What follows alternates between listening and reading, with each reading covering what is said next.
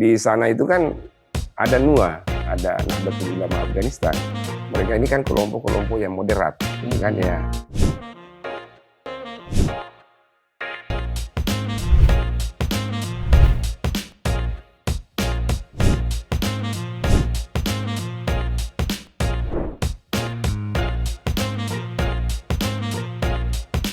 Al-Qaeda ini kan juga sudah punya cabang-cabang di mana-mana. Di Yaman gitu kan, di Alger, di Libya, dulu gitu kan sudah ada. Khususnya setelah yang tadi saya katakan itu kepulangan orang-orang Arab dari Afgan. Mereka membentuk adalah namanya Al-Qaeda di Semenanjung Arab kan. Ada Al-Qaeda di Maghrib Arab gitu kan. Ada Al-Qaeda di Asia Selatan seperti Tajikistan, Turkmenistan dan lain-lain sebagainya. Yang mereka ini adalah alumni-alumni dari Afghanistan. Ada yang di Irak. Padahal gitu kan Afghanistan itu kan bukan hanya dia bukan Arab, pasti bukan Arab. Iya. Dan dia juga bukan al-musta'roba yang tadi Pak Syuaib nyebut, orang yang mengarabkan diri. Dia kan adalah Asia Selatan, Pak Syuaib ya. Wilayah Asia Selatan, berbatasan dengan Pakistan, Turki juga ya, berbatasan Pakistan ya. Iran. Iran. Itu juga Iran, artinya, Tajikistan, artinya Afghanistan ini punya ini juga ya, punya tanda kutip punya kontribusi besar dalam melahirkan gerakan-gerakan radikal itu, Mas Syuaib. Ya, karena situasinya membuat seperti itu. Jadi kan dulu sebelum Taliban itu kan gerakan-gerakan radikal ini atau yang kita istilahkan dengan gerakan-gerakan teroris itu kan masih berkonsentrasi di kawasan-kawasan Arab atau di negara mereka masing-masing gitu kan. Tetapi ketika misalkan terjadi perubahan politik di Afghanistan, kemudian kita dengar istilah mujahidin gitu kan ya, orang pada kesana kan membantu orang-orang sana itu kan untuk melawan Uni Soviet, kan. Lalu kan orang-orang mujahidin ini kan rata-rata juga dari kelompok-kelompok yang agak-agak ekstrim ini di negara mereka masing-masing gitu kan ya. Nah, mereka pada kesana gitu kan membantu kelompok-kelompok perjuangan yang ada di sana untuk melawan Uni Soviet kan ya. Nah, setelah itu kan terjadi perubahan politik lagi di Afghanistan di mana Taliban berkuasa gitu kan ya. Taliban ini membuka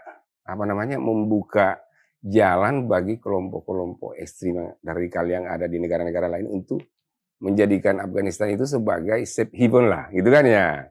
Tempat yang aman bagi kelompok-kelompok radikal dan kelompok-kelompok ekstrim teroris. Dalam kata lain, Afghanistan sebagai tempat perlindungan. Tempat perlindungan. Jadi Al-Qaeda kan pindah ke sana semua kan, yang sebelumnya terpecah-pecah di mana-mana, kan ada di sini, ada di sana, ada di sini. Ya pada kumpul di situ, gitu kan?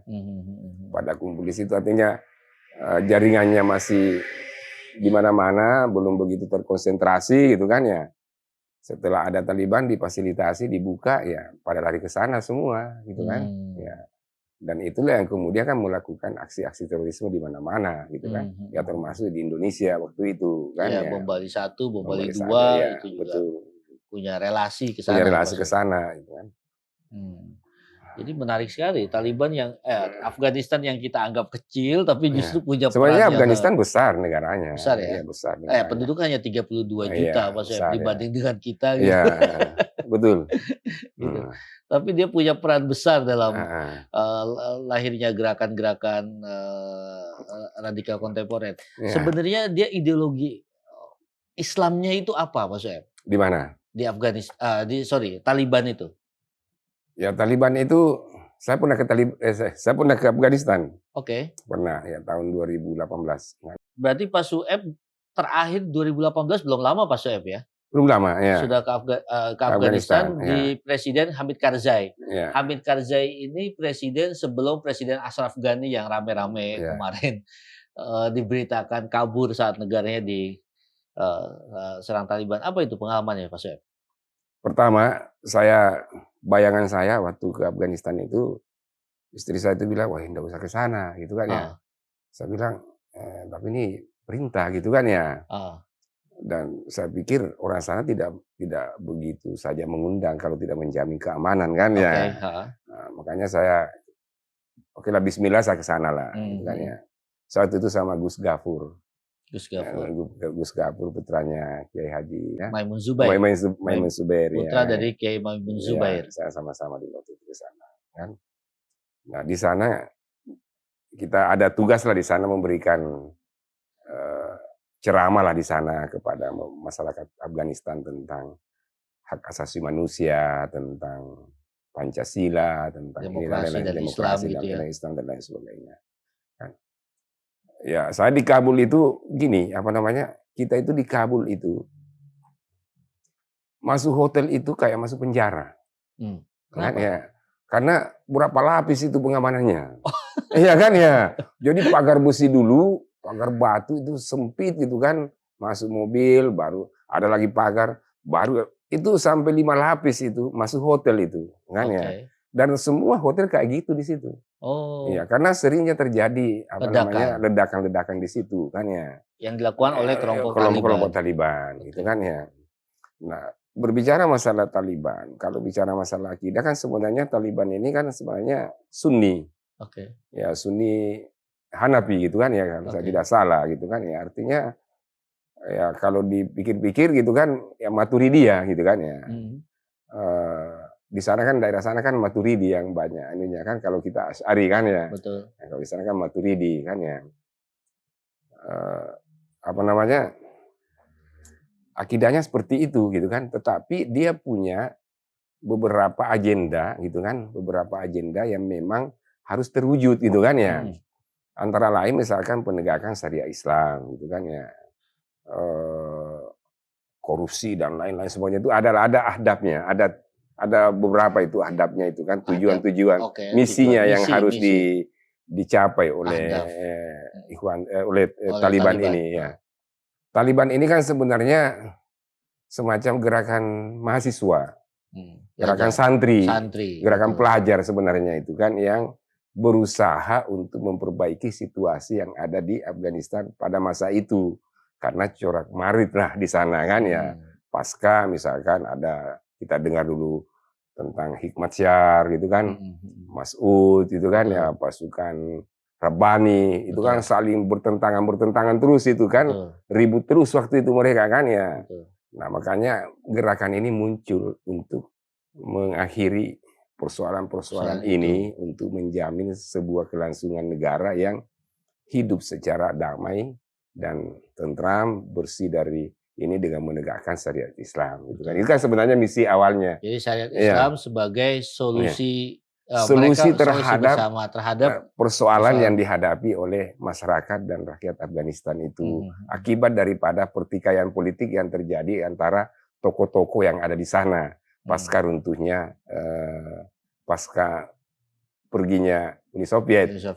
Ya, kan gitu. Nah, itulah dia bangkit di situ kan, menjadi satu alternatif gitu kan ya. Nah, cuman persoalannya gitu kan ya, karena Taliban ini dalam sejarahnya terkenal sebagai gerakan yang keras gitu kan ya, karena dimasuki oleh kelompok-kelompok dari Al-Qaeda dan gerakan-gerakan lainnya ini, sehingga seperti yang kita saksikan bagaimana dia memperlakukan perempuan, bagaimana dia menghancurkan artefak-artefak budaya yang ada di sana gitu kan, dan macam-macam gitu kan ya, karena dia sudah berpaham Salafi Wahabi gitu kan ya. Nah, ini yang persoalannya di sana waktu itu gitu kan. Nah, jadi Pak Soeb mau bilang bahwa gerakan Taliban yang ada itu telah bergeser dari misalnya Taliban yang ideologinya hanya lokal, menyesuaikan dengan keislaman lokal misalnya, yang tadi Pak Suhaib sebut Hanafi, Maturidi gitu kan, lalu bergerak karena pengaruh dari kelompok-kelompok lain yang ikut masuk di sana, yang kemudian mempengaruhi cara berpikir dan bersikap orang-orang Taliban, sehingga menjadi lebih keras, kejam gitu kan, kejam, lebih tepatnya kejam gitu ya. Oke, lebih tepatnya kejam. Gitu. Jadi pengaruh dari luar itu. Saya yakin seperti itu. Karena kalau misalkan rakyat Afghanistan itu kan sebenarnya kalau kita pikir gitu kan, ya memang ya apa namanya ya, al-ghirah diniyahnya itu tinggi. Apa itu? Apa namanya? Semangat keberagamaan. Semangat keagamaannya itu tinggi gitu kan ya. Jadi kalau mereka ingin menegakkan syariat Islam itu wajar bagi mereka gitu kan ya. Karena melihat fenomena yang terjadi di sana itu pada waktu itu. Artinya mereka menganggap bahwa Islam lah yang dapat menyelesaikan semua persoalan ini. Sebenarnya masyarakat di sana modelnya masyarakatnya cinta damai, keras atau apa Pak Suhaib? Ya sebenarnya kalau masyarakat umum itu mereka cinta damai. Iya, mereka sama dengan masyarakat lain, ingin hidup damai, ingin hidup tenteram, ingin hidup maju dan lain-lain sebagainya kan ya. Di sana itu kan ada NUA, ada Nahdlatul Ulama Afghanistan.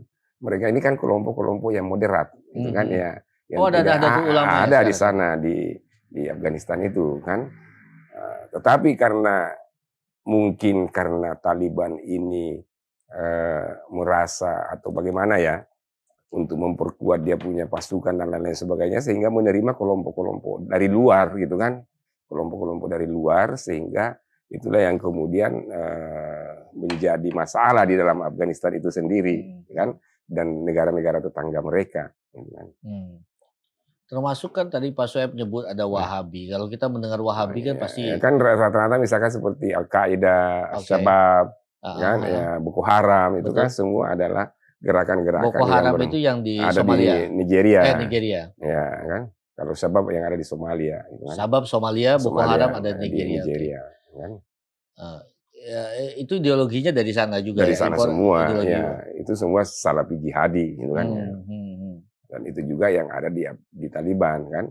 Ya, tapi kalau kita dengar sekarang ini kan ada perubahan. Betul. Ya, tapi kita wallahu alam gitu kan ya.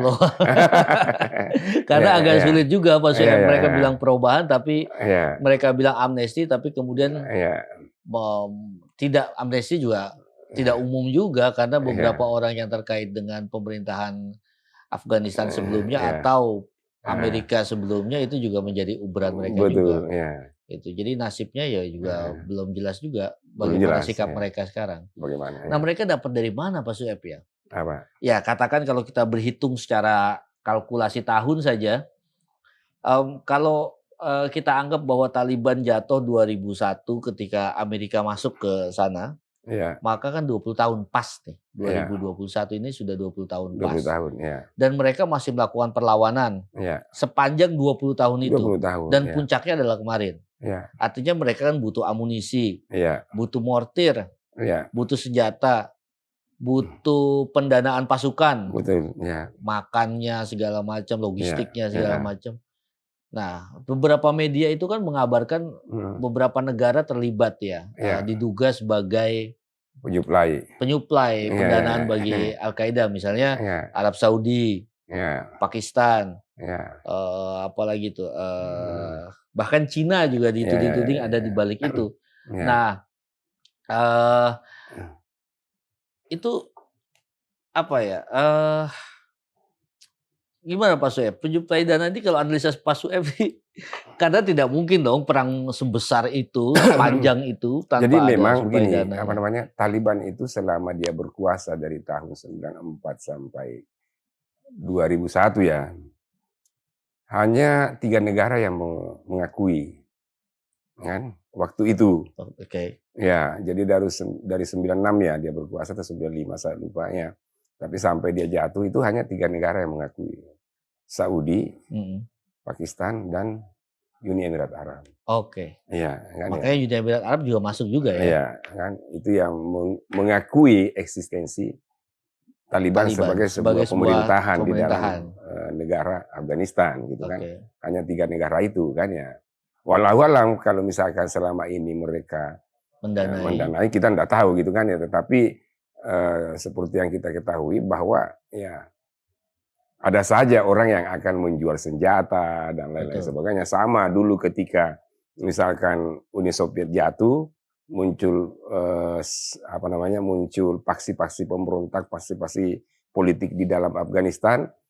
Banyak orang kaya gitu kan karena dagang senjata gitu kan ya. Banyak orang-orang kaya waktu itu di situ kan, dan itulah yang salah satunya sangat dikecam oleh Taliban gitu kan, karena banyaknya kelompok-kelompok yang memanfaatkan situasi di situ gitu kan ya. Kemenangan Taliban atas kota Kabul kemarin seperti membangkitkan semangat banyak kelompok di Indonesia untuk mengkaitkan dengan hal-hal. Bukan saja di Indonesia, di negara Arab juga begitu. Termasuk negara Arab. Oke.